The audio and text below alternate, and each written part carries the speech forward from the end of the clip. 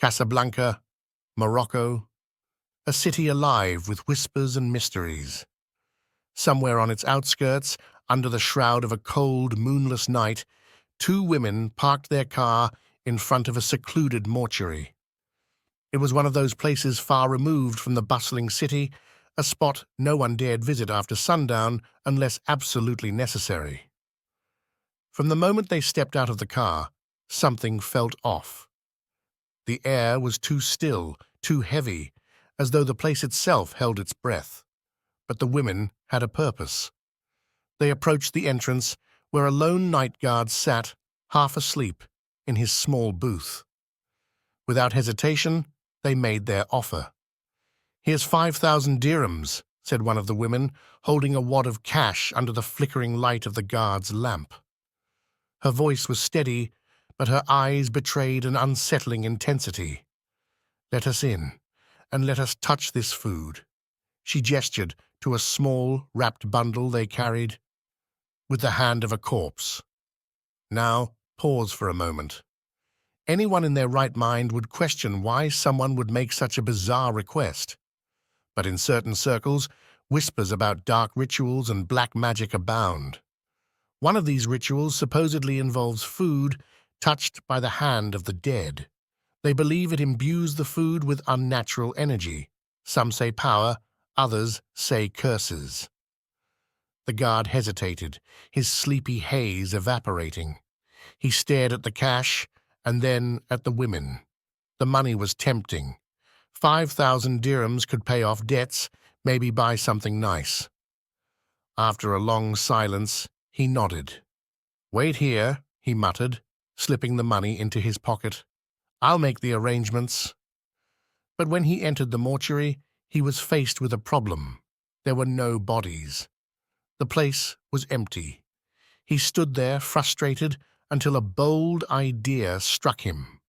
He walked over to his colleague, another guard on duty, and explained the situation. His colleague laughed nervously, but then, seeing the cash, quickly stopped. "What if," he suggested, "one of us plays the role of the corpse? They don't need to know it's fake. Just a touch, right?" The two guards struck a deal. The second guard stripped off his uniform, lay down on one of the metal slabs, and draped himself in a white sheet. He looked convincingly lifeless under the dim fluorescent lights. The first guard returned to the women and escorted them inside. "You have 10 minutes," he said gruffly, leaving them alone in the mortuary. The women stepped into the cold, sterile room. The corpse lay still on the slab. They approached it cautiously, the eerie silence amplifying the sound of their footsteps. One of the women unwrapped the bundle of food. Then, something unexpected happened. "Pass me the scissors," one of them whispered sharply. "We need to cut out its tongue. Hurry, before the guard comes back." The corpse heard every word. His heart pounded, but he stayed frozen, unsure of what to do. When the sharp edge of a scissor blade grazed his cheek, instinct took over. "What?" he roared, sitting bolt upright, the sheet flying off. "Cut out my tongue! That wasn't part of the plan."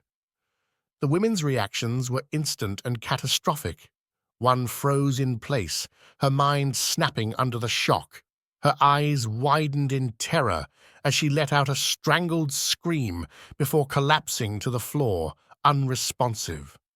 The other woman shrieked, her panic escalating into hyperventilation. She clutched her chest, her breaths coming in rapid gasps until her body gave out. She fell to the ground, lifeless. The two guards stared at the scene in stunned disbelief. The corpse climbed off the slab, trembling.